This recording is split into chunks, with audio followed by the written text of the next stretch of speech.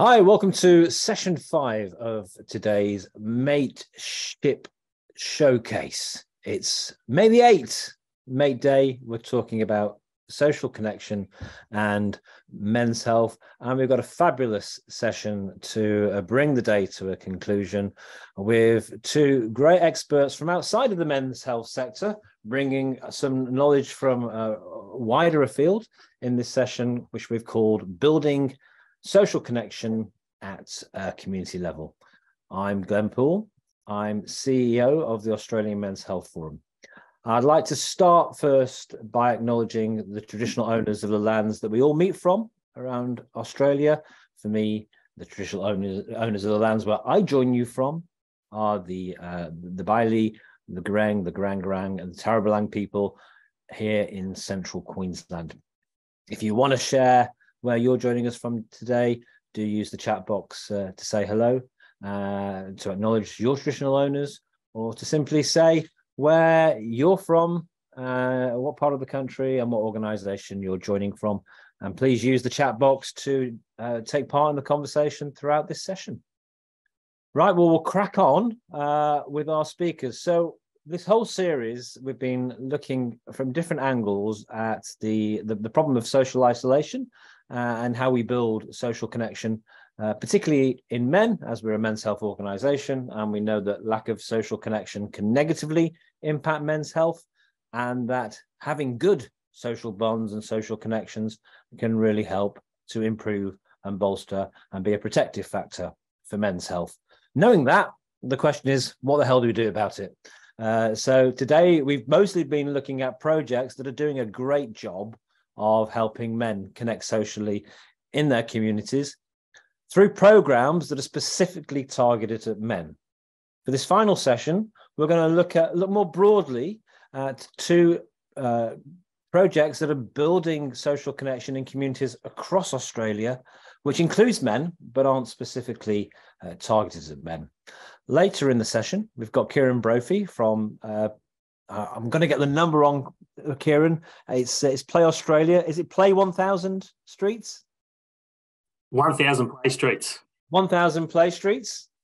Kieran will tell us all about that. I saw either Kieran or one of his colleagues presenting at the National Sport Conference in Melbourne last year, which was when I first came across this initiative. I think it's brilliant. It's all about closing down for short periods of time, already fairly quiet streets, and helping the neighbours, the mums, the dads, the families, the old people all connect in their streets, something which I think is a brilliant idea.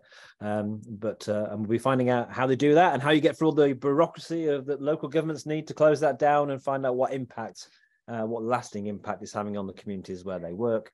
But first, a program with a similar ethos but taking a different angle is the Neighbours Every Day campaign, which is run by Relationships Australia. I'm not going to tell you what that's about because Nick knows much more about it than I do. So here's the wonderful Nick Tebby, who I had the pleasure of meeting in person for the first time last week at the National Suicide Prevention Conference. And here he is online to tell us all about the Neighbours Every Day project. Thanks, Nick. Thank you, Glenn. Thanks very much, and good afternoon, everyone. So I'm coming to you today from Ngunnawal and Ngambri country in the Australian Capital Territory, and pay my respects to elders past, present and emerging. And yes, thanks for the introduction, Glenn. It was lovely to meet in the flesh last week. It's interesting, I feel like the last 6 months or so, we've finally been emerging from our online meetings being the norm. And now we've got this great situation where we've got a mixture of both. So, last week we were in person, today here we are online, and, we're able to get the greatest coverage of this beautiful country by using a bit of a hybrid of both the online and the face-to-face, which is fantastic. So, and really that's a bit of a lead into sort of some of the things that we talk about when it comes to social connection as well, because the Neighbours Every Day campaign that we run here from Relationships Australia is all about putting the tools in the hands of people and the ideas, planting seeds really, to come up with things that suit you. So it looks different wherever you are around the country, and it looks different in each neighbourhood, each street. And that's part of what I really love about it as a campaign, because it's not about prescribing, this is how it has to be done. This is how you be a good neighbor. No, really what we're talking about is how to build connections and the different tools and skills and ideas that people sometimes feel like they just need that extra little bit of help to get them across the line into actually doing something. And that's really what's at the heart of what we do. Just really quickly, by way of background, Relationships Australia, most people know of us. Well, a lot of people think of us as a dating agency, and we're not that.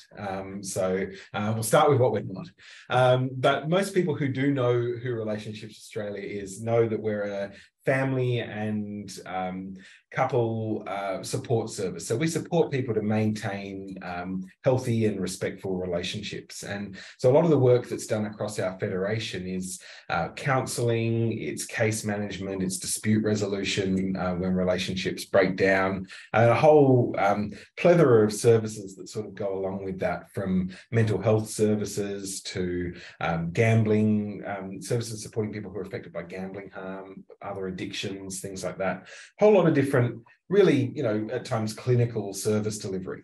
And then we've got this beautiful campaign sitting to the side of that, which is Neighbours Every Day, which is all about social relationships, not necessarily the relationship we have with our loved ones and our family members, but the broader community that we exist in. And once upon a time, there was a bit of an incongruity between running a social connection campaign while you're also doing all those other sort of more individual type relationships. And that was something that we struggled with when we took over the Neighbour Day campaign. But over time, through our research, we've seen that actually there's this direct link between the health of our social lives and our social connections and the health of our personal private lives. The two are inextricably linked. And I'm sure some of the things you've talked about today are just how important social connection is for our overall mental well-being, our mental health, and the health of our relationships. And so when we took custodianship of Neighbours Day, it was then Neighbour Day, back in 2013. It was a really exciting way of building on, if you think of the whole set of relationships that a person really needs to thrive. And that's where we come from with Neighbour Day and now Neighbours Every Day, is that it's really about reflecting on the fact that every human is a social creature by our very makeup, by our DNA. And while that looks different for different people, we know that there needs to be a focus on how we connect with the people around us, and that through our relationships, we really do stand the best chance of coping with all the crap that's going on, pardon my French, around us. Again, I'm sure not new to today's discussion, but we have seen through our services over the last 3 years this relentless attack on the well-being of our clients, from COVID through to cost of living, economic uncertainties, other natural disasters. There's so much going on out there that we have no control over. And that is really taking a toll on people's lives. And so we're really concerned to be focusing on the things that we can control and how we can help people to build the sort of resilience, the support networks, and ultimately the satisfaction with their lives that will help them as best as possible withstand those things that are happening outside. When Neighbour Day began 21 years ago this year, it was because an elderly lady had been found dead in her unit, and police suspected that her body had been there for 2 years, and she had died of natural causes. There was no foul play or anything. There was no disguising her body, hiding it. It was just that no one came to check on her for 2 years. No family, no friends, no neighbours. And that prompted, some of you may have heard of him, the social commentator Andrew Heslop, to really reach out and say, we need to do something more here. What's happened to this idea that we all know our neighbours and we can have that friendly chat over the fence, and we would recognise if suddenly one of our neighbours disappeared, let alone for 2 years.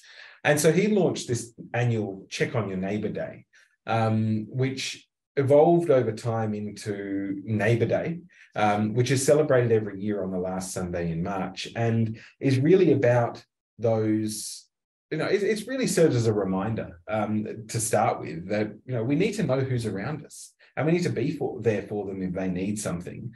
And ultimately, we hope that they'll be there for us if we need something. So that's Neighbour Day, and it is still celebrated on the last Sunday in March every year. But over the last couple of years, we've shifted the campaign slightly because we recognise that we really can't just afford to be neighbours one day a year. People are struggling every day of the year. Loneliness is an issue every day of the year. And so we reframed the campaign to Neighbours Every Day. And now we've got this campaign, NED for short, Neighbours Every Day in full, which is really about celebrating how important it can be to build those connections, how much we stand to benefit from having those connections. And we still celebrate neighbours on Neighbour Day, but really our campaign now is about planting seeds and sharing tools and ideas for building connection.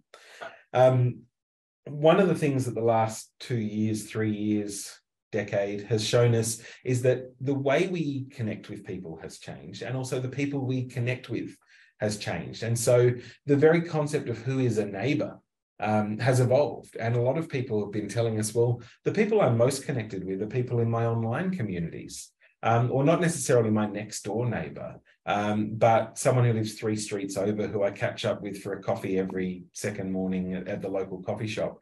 And so I think we wanted to make sure this conversation around our neighbours didn't get too exclusive to just the immediate physical neighbours in our lives. And so we are really interested in all of the people that each of us considers to be part of that network, that community around us, and how we can build our connections with them.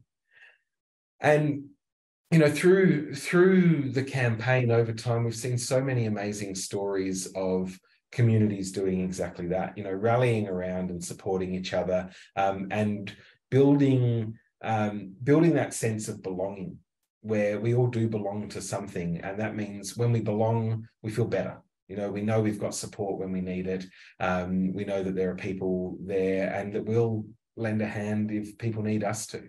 And so it starts with really simple things, going back 20, 30, 40 years, the friendly nod over the fence, or when you're getting the mail or taking the bins in, through to stopping and chatting and saying good day, through to letting that organically grow over time. And as I said at the outset, one of the things that we're really concerned with when we talk about neighbours every day is not saying you must do this or it has to be done this way. Actually, no, it's the opposite. It's really about people taking on board the ideas and then working out what suits them. So we've had, people set up WhatsApp groups or Facebook groups for their street, and just as a way of connecting and checking in on one another, through to people, who do those neighbourly, we call them neighbourly actions, things like taking the bins in when the neighbour's on holiday, feeding the cat, during lockdown, how many people needed someone to go and get them some groceries if they were in isolation, or pick up some medication or something. So all of those really simple neighbourly actions are really the foundation of what builds over time connected communities. On the Neighbours Everyday website, we have a whole host of resources then, from the really simple tips to create connection through to, more, I guess, comprehensive resources for people who are experiencing loneliness, who are struggling with their mental health, or find themselves in a position where they're sort of having to support other people who are going through those issues. You may have heard the phrase before, the accidental counsellor, where, neighbours become that friendly ear and they hear a lot of other people's woes and problems. And we've got resources there that'll help people how to deal with that, how to not be afraid of being in that situation. And it really is about empowering people to take on the role that maybe they didn't think they were ready for previously. So a whole lot of resources. And I think probably one of the best things about the campaign is the stories that we see from the people who actually do something. And, so many of the stories start with, I didn't know anyone in my street, so I decided to do this. And, now it's had these amazing benefits for myself, for my family, for the whole street. And I thought, if you will indulge me, I can probably share a couple of recent stories. It involves a little bit of reading, but I'll try not to make it too obvious. This winner from a couple of years ago of our annual Tell Us Your Story campaign said that when he moved into his neighbourhood, he noticed that there was something different about it. And that was that when he would go for a walk, people wouldn't just smile at each other, they'd actually stop and chat. And when he went to the local shops, people would know each other by name. And he thought, wow, this isn't something I'm really used to. And as someone who'd come from a bigger city to a slightly smaller, not rural, but a more regional centre, he was really struck by how everyone seemed to know everyone and how he thought that looked like a really good thing. He said that for his family, they had struggled with the inner city living, that being rushed from one place to the next constantly and never really feeling like they had roots. And so they wanted a place where they could lay their roots and seek out connection. He said, particularly for his children, he wanted them to feel a sense of connection with their community, to feel safe in and around their home. And he said, you know, a lot of his street and his community now focuses on activities that they can do. So they have an Easter egg hunt every Easter. They do Halloween parties. They do a street party for Christmas, and it's all volunteer run. But it's something that he slotted into because that's what he was looking for. But it was sort of already there in his neighborhood. And he just recognized it when he got there. And so I think that's a really good story of, you know, an example of what can happen. But for a lot of us, and a lot of what the Neighbours Everyday campaign is actually helping people take those first steps, not necessarily just take advantage of what's already there. And so one of our winners from WA a couple of years ago just had a brilliant example of that, where, you know, they could see that during the COVID lockdown, people were struggling, and they'd moved in to this suburb near the Perth CBD a few years earlier and didn't really know anyone. And they not really had any contact with their immediate neighbours and were feeling like it was all a little bit isolated, even though they were all living near each other and there are a lot of people there. So they decided to host a Christmas party, and they just went door knocking and invited people to their Christmas party. And they put up signs on the streets. They went down to their local cafe and put some signs up as well. And then out on their front lawn on this Saturday afternoon, they chucked up some trestle tables, and they essentially just waited and saw who would come. 40 people turned up that day.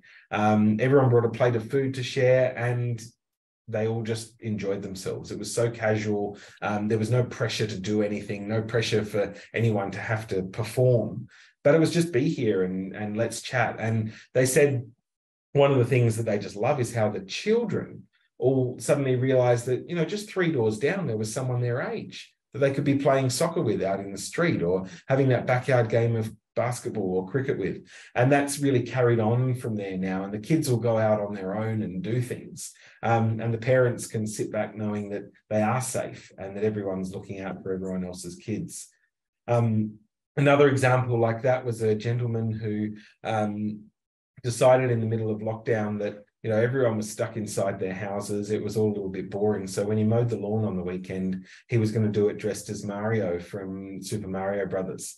And he went out the front and he got mowing, heard some giggles and a few laughs from across the road, including his mate who lived across the road, his neighbour, who, you know, called out a few jokes at him. And he thought, you know what, I'm going to get you in on this as well. And so the next time he was doing an online shopping order, he bought a Scooby-Doo costume for his mate across the road and had it delivered, and just said, you know, this is yours, see you out the front.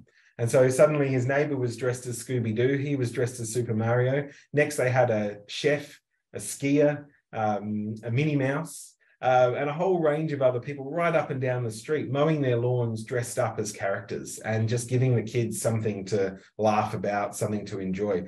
Such an easy place to start, you know, nothing, you know, it took a little bit of bravery to go out dressed as, you know, a character, but not a huge amount. And it really paid off, because as soon as they were allowed to get back together, of course, the lawn mowing became an excuse to let's get together and have a beer on the driveway and have a chat and build that connection with one another that we didn't really have with everyone before that. And they said, you know, as soon as we did that, we had a Facebook book group set up. We were all talking to each other, and we really felt that we had that connection with one another. And that's really, as I said, what the Neighbours Every Day campaign is about. It's about helping people build those connections. We did some research last year about what the state of relationships is in Australia, and really recognised that a lot of people are telling us they feel lonely. 1 in 5 Australians are experiencing loneliness.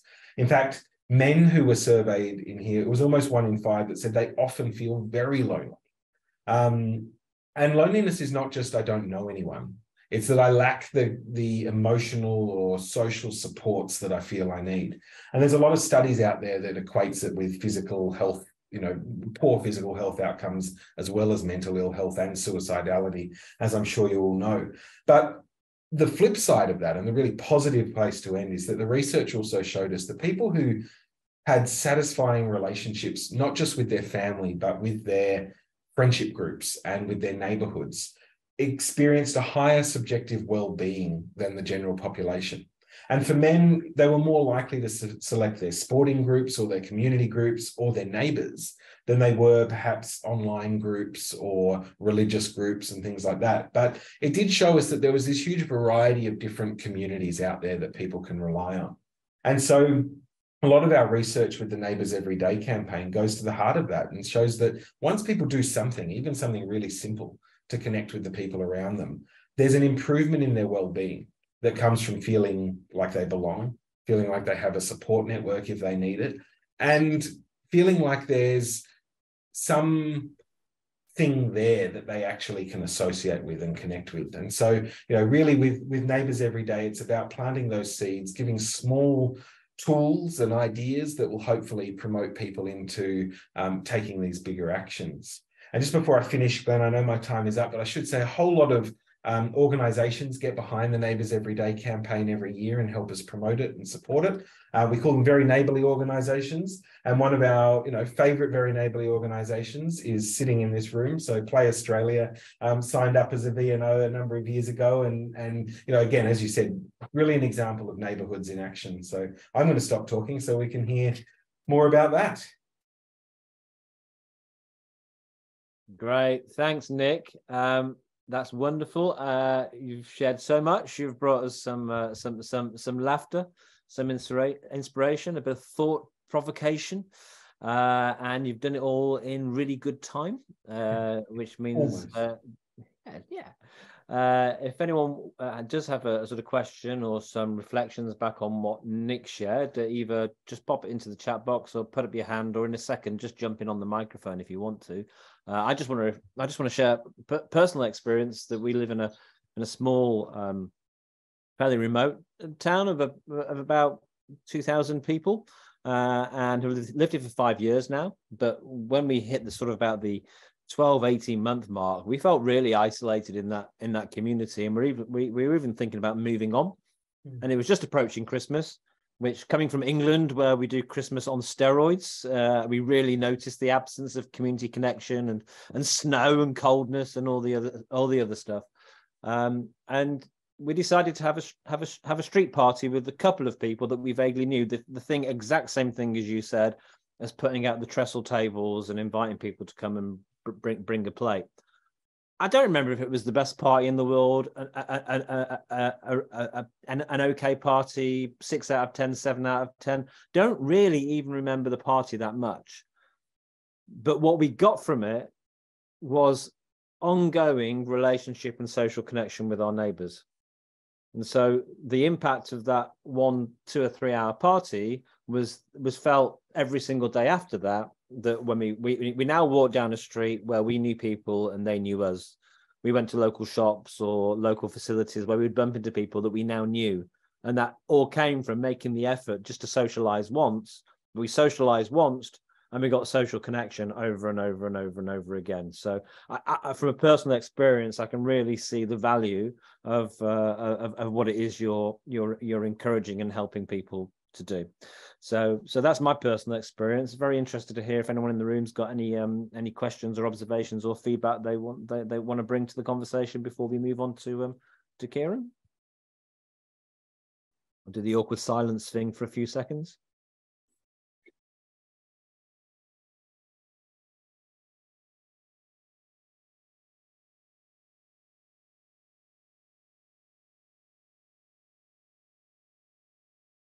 Yeah, there you see, just about to stop the awkward silence. I know John can't abide awkward silence that lasts more than 30 I know it's a weakness, I admit. I just wanted to catch you that Nick. That's such a wonderful explanation of your program, and such a worthy goal. But I wonder, have you seen and touched, like in the UK in particular, but in Australia it's starting, there's talk of it, the Compassionate Communities program. Have you connected with that? I don't think so, no. It's just an idea, with similar sort of ideas about community, overall the picture of the communities, neighbourhoods caring for each other, but also with a view to, which is like germane to the original driver, that is, we care for those in the community, say end of life, and sort of reach out and have conversations that are a whole of life conversations, which aren't just about having fun. It's also about taking responsibility for caring. I don't know if you've bumped into that, but no, I'll look into. A number of the organisations we work with do work in that area, and there's one called Gather My Crew, which is a sort of an online community built around providing support networks for people, which I think is excellent. But there's there are so many brilliant organisations out there doing things, but that's something I'll have to look into. Yeah, the group is Groundswell. I don't know if you bump into them. Yeah. Just Googled it and posted a link, John, for people who want to have a look at that. Okay. Thanks, John, for not being able to resist the awkward silence. I always enjoy your contribution. Anyone else want to jump in right now? Okay, we'll move on. But do keep contributing, make comments and ask questions in the chat box, because this is our only chance to pick Nick and Kieran's brain. So, Nick, do you want to introduce Kieran, as he's a very neighbourly organisation, and you maybe know them better than me? I wouldn't say I know them better than you, but I'm very happy to do so, as long as you forgive me, Kieran, for not doing you the service I probably should. But no, Play Australia have, as we've already heard from Glenn, a brilliant vision, a mission of 1,000 play streets, which is for Australians to, as it says, reclaim the quiet residential streets as places for neighbours to connect and play. And I think, what better vision than a connected and healthy Australia where we all play? I couldn't agree more with that vision. So, Kieran, that's all I need to say. Over to you. Please tell us. Magic. Thanks, Nick. No, you've set it up really well, and we're really proud to be a very neighbourly organisation at Play Australia. But look, let me start by acknowledging the traditional owners of the land where I am. I'm on the lands of the Wurundjeri people of the Kulin Nation, and I pay my respects to elders past, present, and emerging. I'm director of campaigns and community engagement, and I've been with Play Australia for about 3.5 years now. And so I sit across all our campaign work, and our most progressed campaign is 1,000 Play Streets. And I'm really, really pleased to be able to share that campaign with you today. In terms of Play Australia, hands up if you've heard of Play Australia before, or yes, a few hands. Very good, very good. So our mission is to support a connected and healthy Australia where all Australians get outside and play every single day. We do have a strong focus on children and young people, and recognising that play is essential in terms of building the foundations for a healthy life. But play is relevant for all people. And our organisation was born probably about 108 years ago, if you can believe it. So we were known as the Guild of Play, and we were born out of the back streets of Fitzroy here in Melbourne. And the streets at that time, there were big sewerage issues, and it was unsanitary, the streets. And we needed some kind of coordinated approach to get kids off the streets and into these places called playgrounds. And in time, our organisation actually supported play workers to go into playgrounds and teach kids how to use slides and swing on swings, if you can believe it. And what happened out of that is that we formed a really strong connection with the playground industry and local governments across the board. So half of our business, or half of our organisation, supports training and PD for people who work across play spaces. And the other half, and the growing part, is what I work across in terms of the campaign stuff. And to be honest, I find that much more interesting. But it's all about trying to connect people with play. And our focus on play, it's really appreciating that play drives a healthy culture and can drive a healthier Australia. So we know that play is important for children in terms of providing the foundations of physical literacy. So if they get it right through their early development, get outside and play every single day, that they're going to scaffold their movement throughout all stages of life. And a big part of that is embracing risky play and climbing up trees and jumping on logs and rolling down hills. But a lot of the time when we talk about play, we don't stop and talk enough about the importance of play for social and emotional development. So when we talk about the importance of risk in play, it's equally as important for kids to get out and connect with others in their communities when playing. And playgrounds are really key places to support connection within communities. And what we found is that through our broader work, and Play Streets is a key example of this.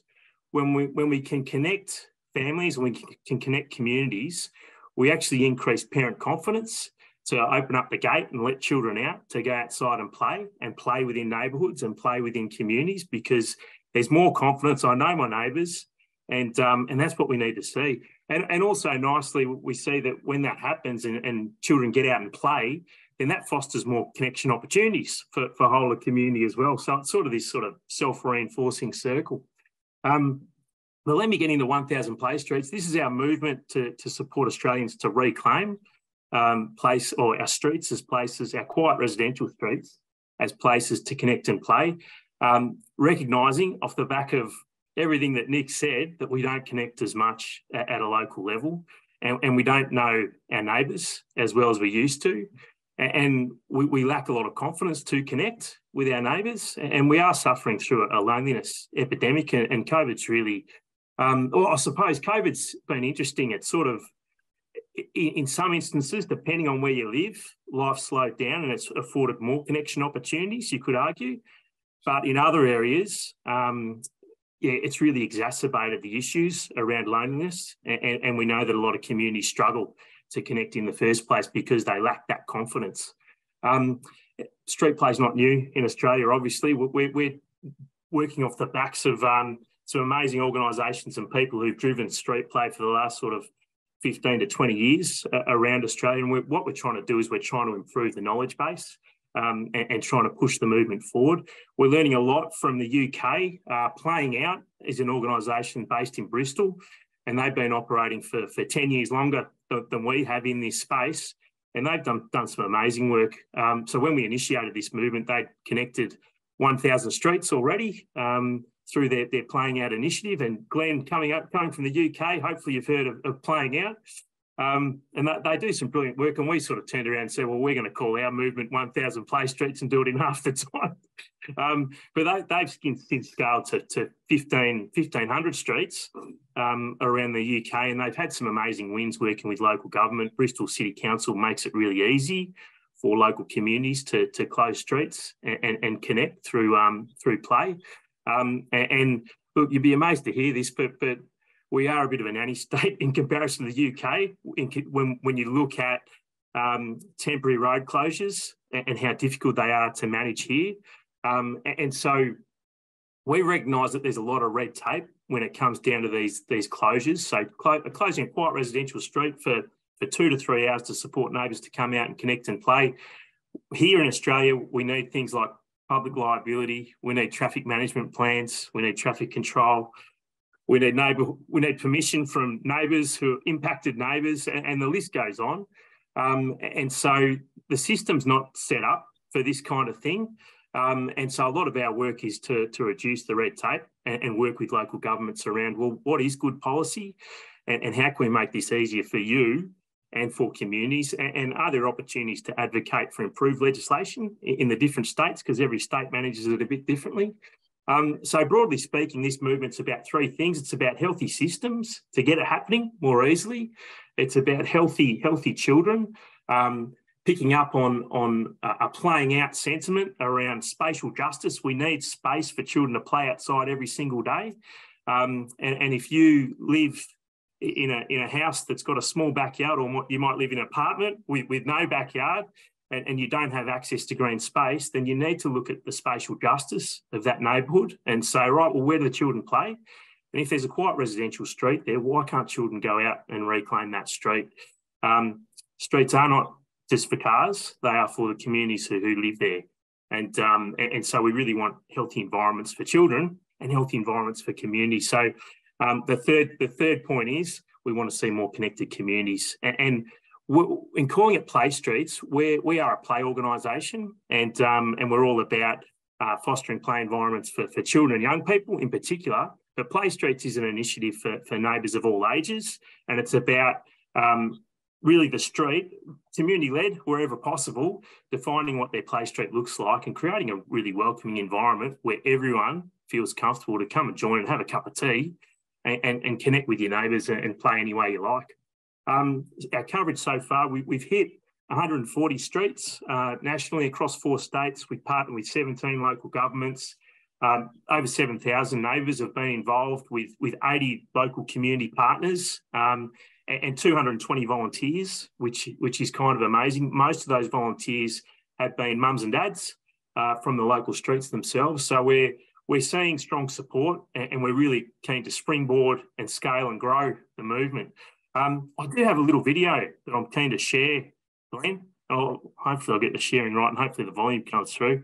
We'll see how we go.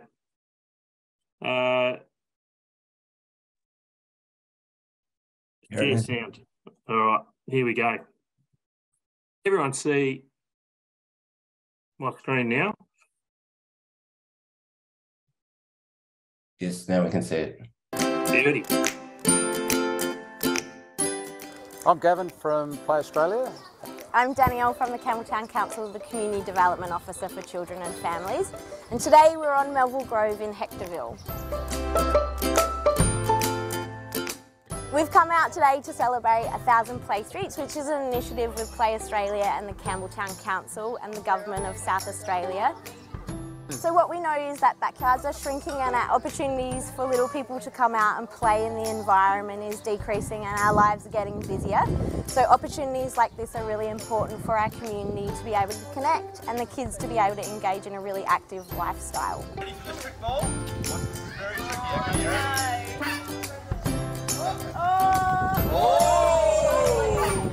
One of the great things about what we're doing here with Play Streets is just temporarily closing down the streets for a couple of hours, and it's really just creating a safe environment for the neighbours to connect and children to play.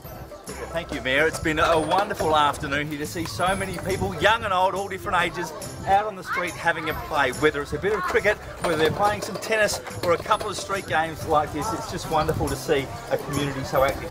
What I love about this the most is that it just happens so easily once you've created that opportunity. So you can see from what's happening in the background, people are chatting and kids are having fun, and that's what it's all about. Just a good time.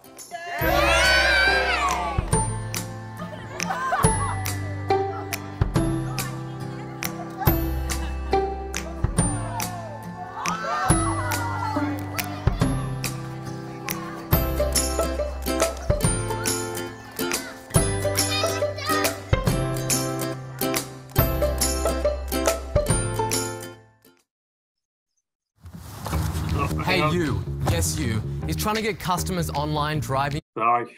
Right. Hopefully that gave you a little bit of a taste of Play Streets and what it's about. That was a pilot we ran in Hectorville in South Australia in Campbelltown City Council, and it was a community that does sort of experience high levels of disadvantage in comparison to other communities in SA. And look, we've had a really good connection with La Trobe University as our research partner, and they've helped us to understand impacts And so when looking at this particular play street, which was run 4 times over the course of about 2 months, we found that there was improvements across social connection, and you can see we've got a little impact study that I can share later.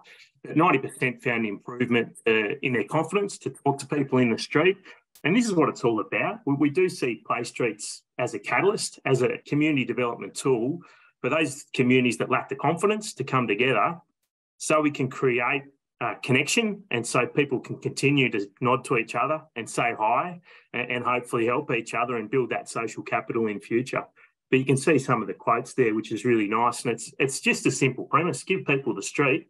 The street's a really nice equaliser. All right, doesn't matter how big your house is. When you come out in the street, it's all even, and it's just a nice place where there's sort of shared ownership. I'll just stop sharing my screen now. All right. So in terms of stories that have come out of play streets, we've had some really interesting stories. We had one. This one really stands out. We had two gentlemen. If you can believe this, they lived 2 doors down from each other. One had been in his street for 40 years. The other had been in his street for 30 years. They met for the first time at a play street. They had never. They came out and they introduced each other 2 doors away. It is kind of amazing. So it really is about creating those opportunities to connect. Amongst the dads, we have seen dads really sort of get involved with play streets, and I guess play the organising role. Cricket's been a fan favourite in terms of running cricket on the street. And look, I'll probably put this down to the fact that dads often think that they need to come in and organise play and organise children, and sport is play. And it's acted as a really nice icebreaker on a couple of levels. So for those dads getting involved who might sort of struggle to connect with one another over a cup of tea initially, they can go out and play cricket, and that can support the connection. But also through some of the evidence that we've produced, we can see that having a game of cricket as a focal point serves as a really supportive mechanism for people to gather around, have a focal point, and stand side by side and connect. And I'm sure it's been touched on at some stage today, Glenn, that men often connect shoulder to shoulder while watching sporting events or doing whatever, or watching kids in the playground, as opposed to, and this is, I know I'm generalising a little bit, but women connect face to face. So we're trying to create these supportive structures for connection. But we've seen some really nice flow-on effects where dads are taking their kids to the local park after the fact, or walking children to school. We didn't realise our kids lived in the same street. Let's go together.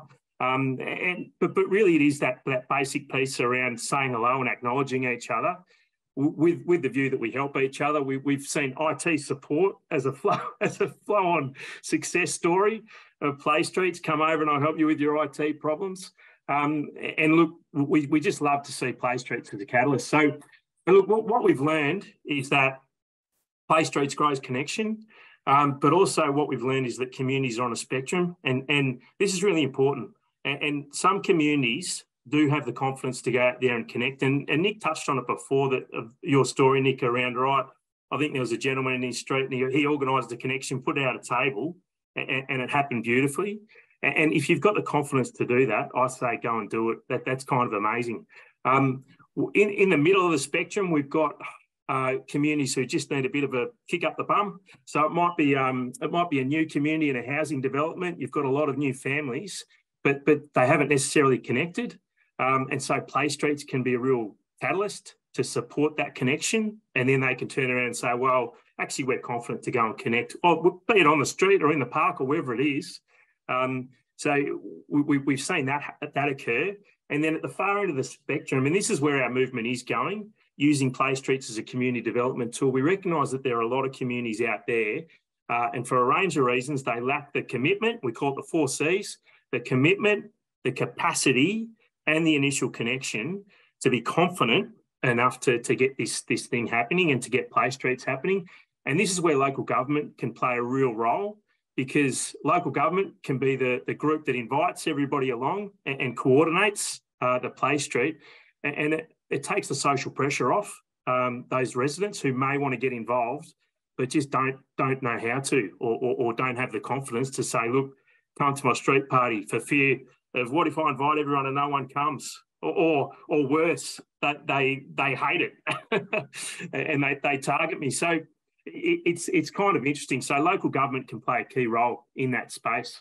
But look, how you can get involved, if you are one of those people who are confident just to get it happening, I say just do it. This is what I mean. We go out and play in our streets all the time, and we don't worry about local government rigmarole. But if you're in a community or a neighbourhood where you need local government support, we'd say contact your local government, give them my details, and we're here to help them to run coordinated community development approaches. But that's it for me, and yeah, welcome questions. That's fantastic, Kieran. You just triggered a little bit of anxiety within me there, right at the very end, when you were talking about the idea of being the person who tries to put on the party and then no one shows up. It's took me right back to when we did our sort of street party, and the anxiety beforehand of like, oh my God, if no one shows up. It's all right if no one shows up in your own front room because it's behind closed doors, but if no one shows up in the street, everyone will know, and then we'll be forever known as the people in the street who organised the party that no one showed up to. So yeah, I mean, it is, hats off to those community organisers who actually step up and make it happen. It's a bold thing to do, but then it positively benefits so many people. The ripple effects are fantastic. Absolutely. I've got a sort of bigger structural question for you, and I'll then see if anyone else wants to chip in. Obviously, you have that very specific focus on quiet residential streets, and I'm sure you've had this conversation before. Some people will live in communities where the streets aren't quiet and residential, but not only that, we have people building new developments that aren't going to be quiet and residential. Is there another place for this campaign to go in terms of actually making sure we build streets that are socially what it was about? Yeah, absolutely. So there's just going to mute Ross in the back. Oh, we've got him off. Okay. Go. Beautiful. So there's a couple of things that spring to mind in that space. So we do see play streets working in the context of a broader community development strategy. And so what is community development and local government doing to support connection? And what is it doing to support communities who might live in busy streets? And how can we invite them to a play street, maybe 3 streets across in a quieter street? And you picked up on the spatial piece. Yes, we need to start opening streets and designing streets with that are people-centred, with people in mind. And look, I look at what's happening in Germany, in Belgium, in terms of street design, the Verdunf, whereby it's a living street, and it could be modified physically, whereby we slow traffic. It could be a paved area, and we share the street as a place to connect and play, and actually people and cyclists and children have priority over cars. And culturally, that's a big challenge here in Australia because it's the other way around. But I think globally, we can learn a lot from good practice around street design. And we'd love to see that happening across new developments. And we actually are talking to a few residential developers at the moment. Got to push that apple cart as far as I can. Yeah, great. It's so living streets. Yeah. Okay, make a note of that and look further into it. I think we've got a question here. It's from someone you may know. I think it's Mr. Nick Tebby from Relations Australia that wants to ask a question. Well, it was less of a question, more of an agreement. Yes, okay. But just on that last piece around design, I think, because remember the other trend is this going up rather than out. So you've got all these apartment complexes and how you can sort of harness the community in an apartment complex, harness the community when, they don't necessarily live along a street. For for too long, I think early on in the sort of boom of apartments, there was not much focus on green areas and spaces for people to come together. Whereas at least now, I think developers are making sure that's incorporated. In fact, I think governments and councils sort of require it a lot of the time. But interesting, Kieran, we did some work last year with a property developer and a local council down in Melbourne around what was needed for connection and what was missing in a lot of these newer developed areas, particularly the newer greenfield suburbs outside of Melbourne. And, you know, the top two areas, the first one was they needed green space. They needed playgrounds or parks, somewhere where they could do things. And the other one was a local shops. So, you know, a place where people would congregate and would be, and it was just, it came up again and again. And then the other things are schools, you know, all those sorts of, community infrastructure, libraries, community centres that create that sense of community around it. But I just wanted to reflect on what you said about red tape as well, because we have people who say, oh, I really want to organise a Neighbour Day event in our local park. And then they contact the local council and they find out they have to prove they've got this insurance and that food safety certificate and this and that. And I think that remains a really big barrier in Australia. So it's great to hear about sort of some of the practical things you can do to try and help people work through the red tape.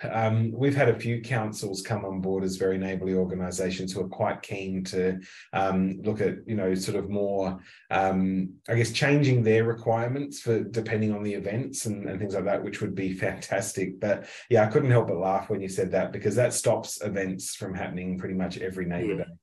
Oh, 100%, Nick. And in the context of play streets, our advice to local government is that if you are going to push public liability onto your residents, then you're not there. You're not there. You need to coordinate public liability.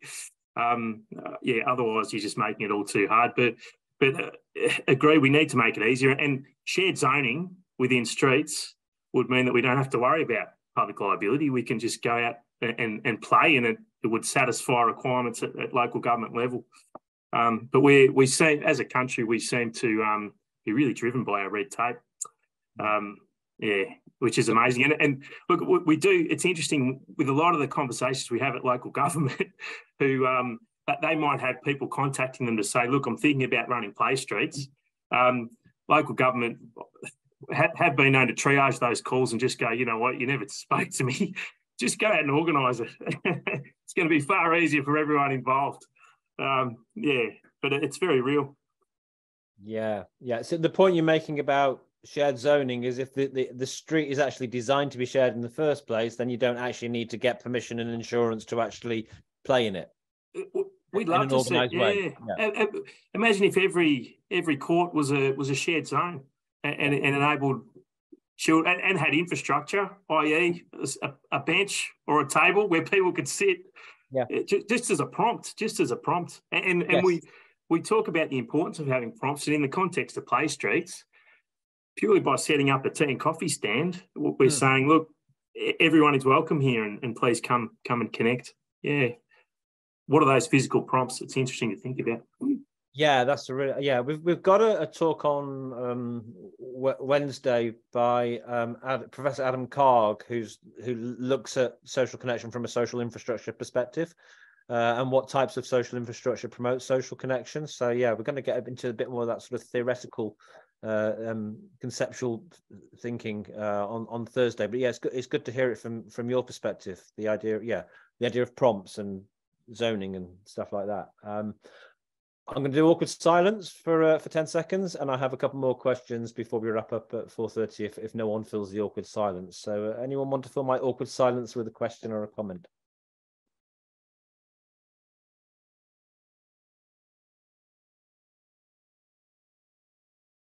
Tony Webb. Thanks both of you for what you've shared today. It actually throws me back quite a long way. And I was thinking about how community was such a natural part of a lot of work we did in Birmingham and London in the squatting communities. And the thing that made it critical there was that there was, in a sense, a shared identity with an external opposition, something to push against. My mentor in London used to describe it as the creative ghetto.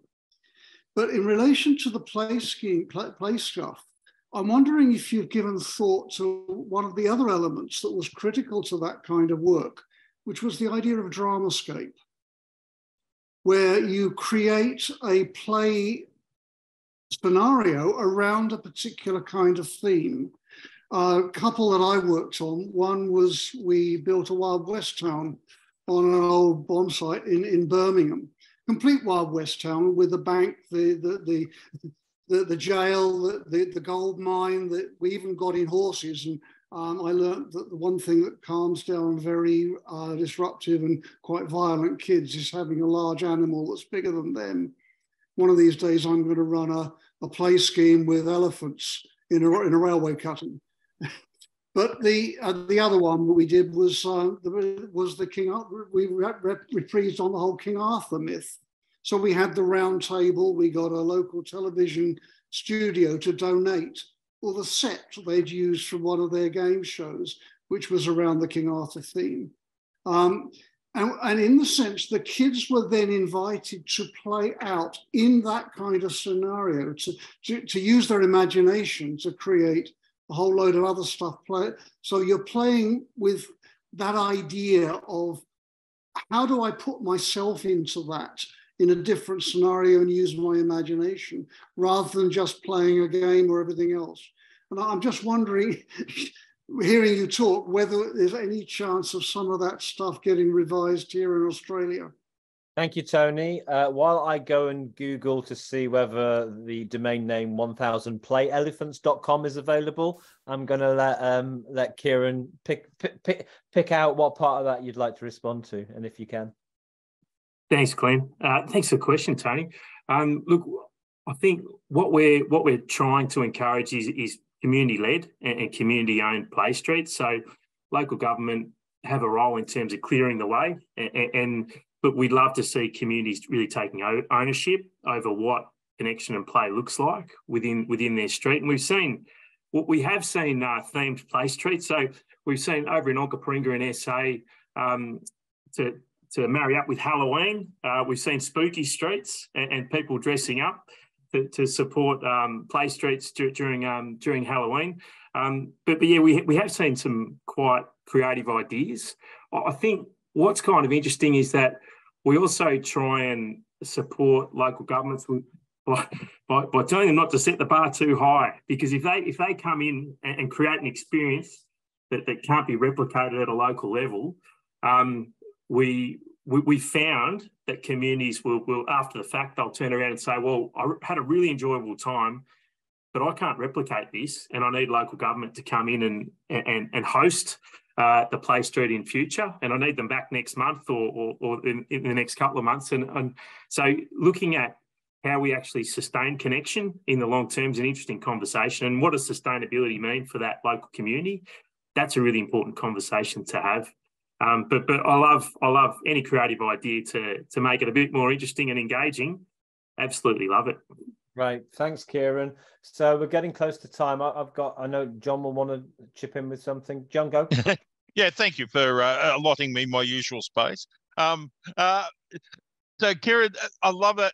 What about the idea of developing hopscotch kits? Remember, and then just handing them out to kids all over the countryside, so they go, they head up and take over the streets by stealth. 100%. So we've got play street equipment packs for communities who do not have access to the basics. So we've run targeted play streets in communities where they don't have access to balls or chalk or skip ropes, and so we've created these little packs. We've got a community connect and play guide being released this year, which promotes play and connection ideas, and hopscotch is one of those. And I think as a further play prompt, hopscotch is fantastic. To draw a hopscotch in a laneway or chalk art in the street, it really I guess, supports that notion that these places are places for people and for connection and play. And we saw a lot more of that through COVID, which was kind of encouraging. So yeah, love it. And we can partner with you as like groups or whatever with events or something, and bring you in, maybe talk to you about an event or something like that. Well, what we found is that with local government, they're always light on in terms of their resourcing around community development. And so to support targeting outreach for specific communities who really need this, they need to form strong local community partnerships with organisations that care about the same stuff they do. And in that way, we've seen 80 local partners work with our 17 local governments so far. Awesome. Thanks, mate. Yeah. Thanks, John. Thanks, Kieran. Look, Nick and Kieran, we've hit time. I do have one more question I'd really love to ask. Have you both got a couple of minutes to spare, or you've got hard at? Great. So there'll be two questions. The final one will be, what's your final call to action for people? The nice easy lob up for you to finish off at the end. But the sort of the big complex question potentially to conclude on for me is, we're trying to sort of we want to learn about what you do and how we can integrate it into what's already going on in our networks, but I also want to draw the lessons from you as well. So what are the success factors of a nationally scalable initiative like that? Is it being embedded in an existing large organization? Is it relationships with local government? Is it a fantastic, really well thought through and developed toolkit? Is it just lots of funding to do funky PR and marketing? What would you say? Is it having two fantastic, handsome and dynamic project leads like yourselves? Which of the success factors that you think similar projects would need to gain sort of national reach? Right, it's a big. Where do you start? I'll give you some time to think. In 30 seconds. Look, I think fundamental to the growth of Play Streets has been developing up the evidence base, and our tertiary relationship with the tribe's been really key in doing that, and I think has opened up the door for future funding opportunities. From a scale perspective, local government is really key. I mean. We're Play Australia, we're a national body, but look, confidentially, we're a kitchen table group. We've got 4 part-timers, and so we don't have the capacity to go out and deliver.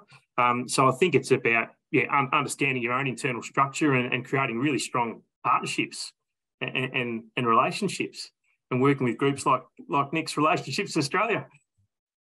Great. I couldn't agree more. I think it takes passionate people.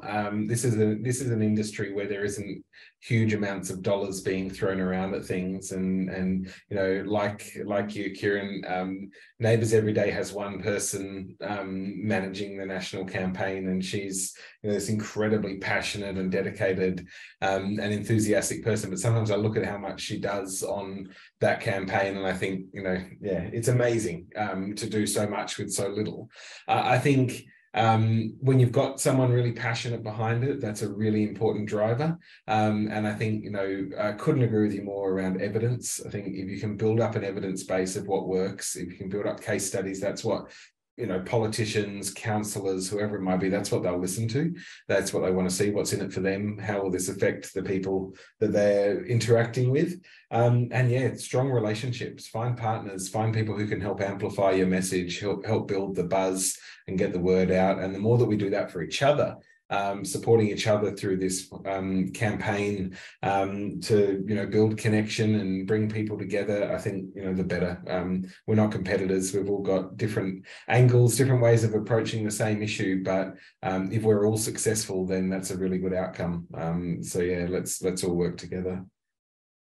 Brilliant. Thank you. Well handled both. In terms of us building our evidence base, I invite participants to take a moment to just complete a feedback survey for us, while I hand back to Kieran and Nick for the final call to action for us.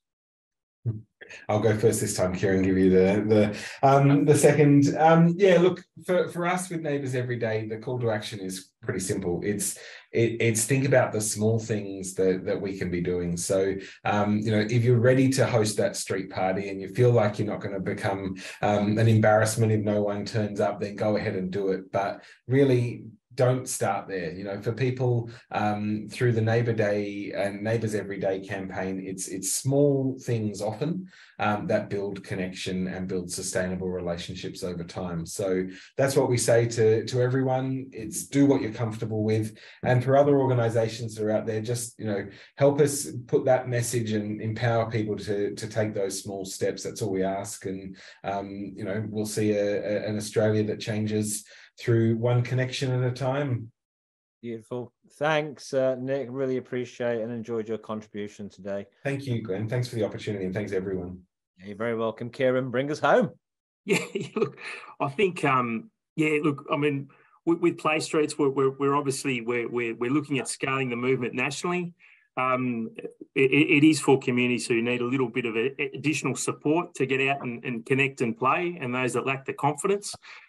So please share the movement. If you'd like further information, please get in touch with me, Glenn. I'm very happy for you to share my details. But look, if you do have the confidence, just go out and do it. And it doesn't have to happen on the street. It can happen anywhere. It can happen in the broader neighbourhood, in playgrounds, but in and around where we live and work and play. But look, just thank you for the opportunity. Thank you. It's been great sharing this hour with both of you.